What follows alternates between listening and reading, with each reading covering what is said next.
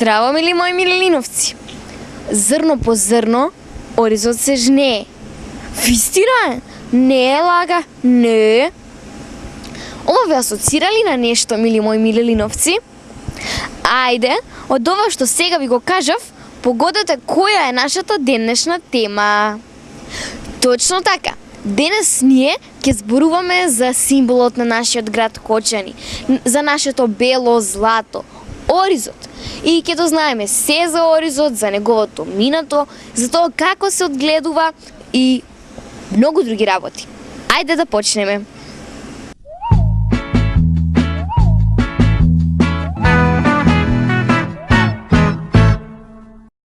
Оризот е едногодишно растение од фамилијата на треви, што потекнува од тропските и субтропските предели од Азија и Африка. Ова неверојатно растение достигнало височина и до 1,8 метри. Неверојатно! Ова е втора по значење житна култура, после пченицата. И со оризот се исхранува повеќе од 50% од населението во светот. Значи, многу луѓе во светот оризот го користат како главна храна. Од кога потекнува оризот? Ова е прашање што сите се си го поставиле, претпоставувам. Оризот потекнува уште многу одамна. Замислете си, првите остатоци од ориз се пронајдени на некои земји на далечниот исток и тоа пред 6500 години. Неверојатно! А во Кина се пронајдени некои кинески хроники во кои што е запишано дека оризот е пронајден уште во 2800 година пред нашата ера. Па тоа се разбира е од многу одамна. Најмногу ориз се одгледува во Виетнам, Кина и Соединетите Американски држави. И затоа се вели дека овие три држави се главни извозници на ориз. А на Балканот и во Европа, мили мои, се одгледува најмногу ориз во следниве држави: Бугарија, Грција, Македонија, Италија, Унгарија и Шпанија.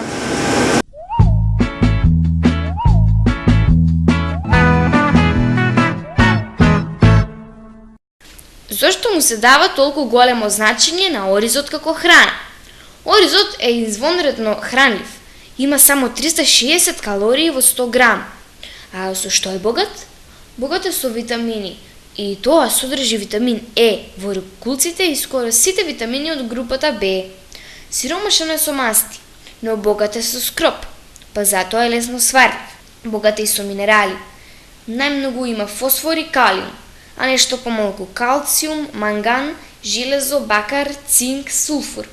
Поради големата содржина на скроп и калиум, како и поради неговата лесна сварливост, оризот се препорачува за лекување на желудечно и цревно воспаление. Оризот и оризовата вода е природен лек за излачување на штетните материи од организмот. Го намалува крвниот притисок и има многу важна улога во диеталната исхрана. Уште во старата кинеска медицина оризот играл важна улога, а неговите лековити својства ги признала и научната медицина. Оризовата вода, како природно средство против диареја, оризовото брашно во исхрана на доенчињата и децата. Токму поради тоа што е богат со најпотребните состојки за организмот, дури и во најраното детство го заслужува почесното место во многу кујни. За разлика од другите жита, оризот се користи само за готвење, бидејќи со неговото мелење не се добива брашно за производство на леб. Во Азија варениот ориз го заменува лебот и представува незаменлива храна, особено во Индија, Кина, Индонезија и Јапонија. Освен за исхрана, оризот се користи за правење алкохолен пијалак, саке, а со преработка на оризовата слама се добива и хартија. Покрај тоа што се користи за исхрана, тој се употребува и во индустријата, во козметиката и во медицината.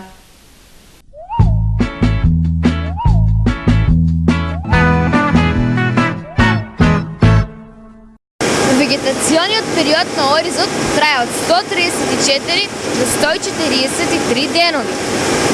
Овој процес го опфаќа целото обработување на оризот, кое трае од април па се до октомври, кога оризот се жнее. Да, оризот треба прво се косе, па да се одгледува некое време, за дори потоа да узре и да може да се ожнее. Оризот може да се жнее рачно, значи со срп, или машински, со комбајн.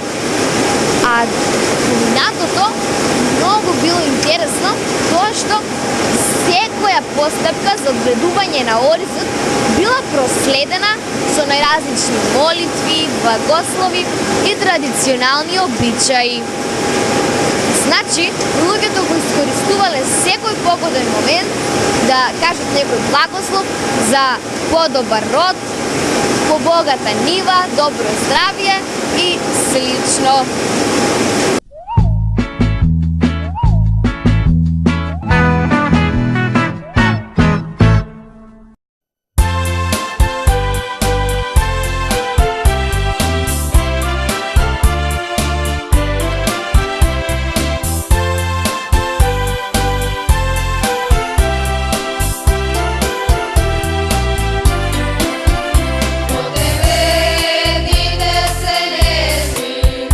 Сите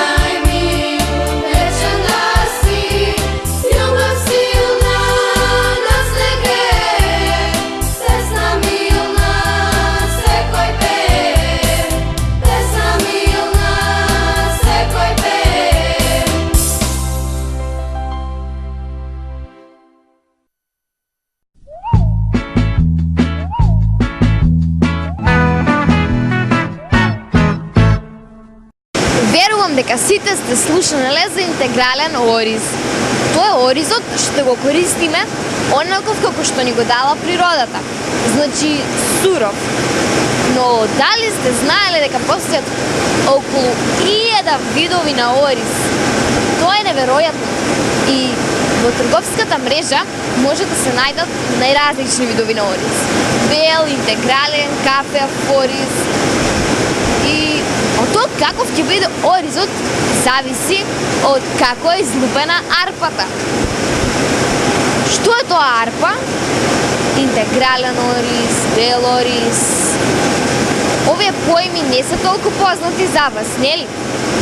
Па, ајде да одиме во фабрика за ориз, каде што ќе ни објаснат се подетално.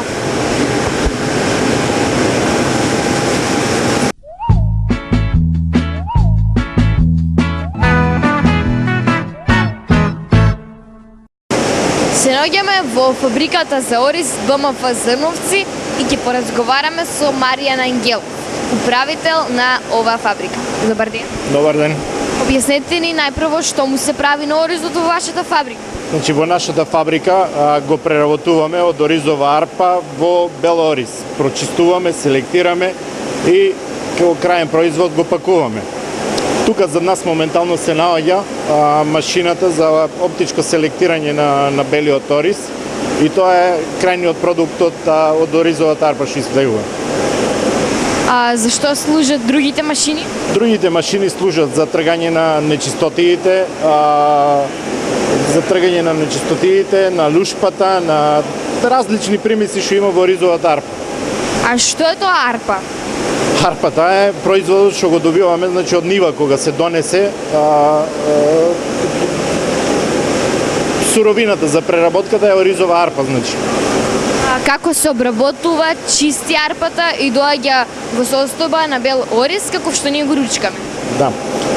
Значи арпата како прво процесот е на селектирање на оризовата арпа, потоа иде одделувањето на лушпата од зрното, па понатаму камења, имаме камења кои што служат за одделување на 3-4 слоја од оризовото зрно за да го добиеме оризот онаков како што го имаме за јадење. Дали при овој процес се губат хранливите вредности на оризот? Да, значи белиот ориз е скоро 95% скроп, се губат сите хранливи. Интегралниот ориз е оној кој што треба да имаме навика да го употребуваме, во него остануваат сите примеси. А што е разликата меѓу интегрален и бел ориз? Значи разликата меѓу интегралниот и белиот ориз е тоа што белиот ориз се отстранети при добивањето на белиот ориз се отстранети сите хранливи состојки кои што ги содржи оризот. А во интегралниот остануваат сите, значи само е тргната лушпата при интегралниот ориз. Кои типови на ориз постојат? Постојат повеќе оризи, моментално кај нас најпозната е Сант Андрејата, сега има Опале и некои нови сорти турски сега прва година што ги сеат. Добро, дали се користи само зрното од растенијето ориз, нели некој го користиме во исхраната или и другите делови? Значи за човечка исхрана се користи само зрното, другите примеси се за сточна исхрана, за добитокот се користи. А дали овде се преработуваат таквите остатоци? Не преработуваме тоа, значи стрикно само оризот. Другото го земаат за во млиновите за мешање за добивање на добиточна храна. Ви благодарам што ни објаснивте толку многу за оризот. Мило ми беше што разговарам. Океј, чао.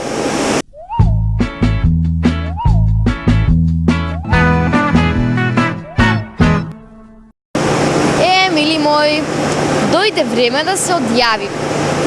Се надевам дека научивте многу за нашето бело злато. Оризот. Се гледаме наредната сабота и ќе продолжиме да зборуваме за символот на нашиот град, Кочани, за оризот. Сакам да ги поздравам фризерски салон Ексклузив, кој што ми направија многу убава фризура. Па се гледаме. Ве сакам!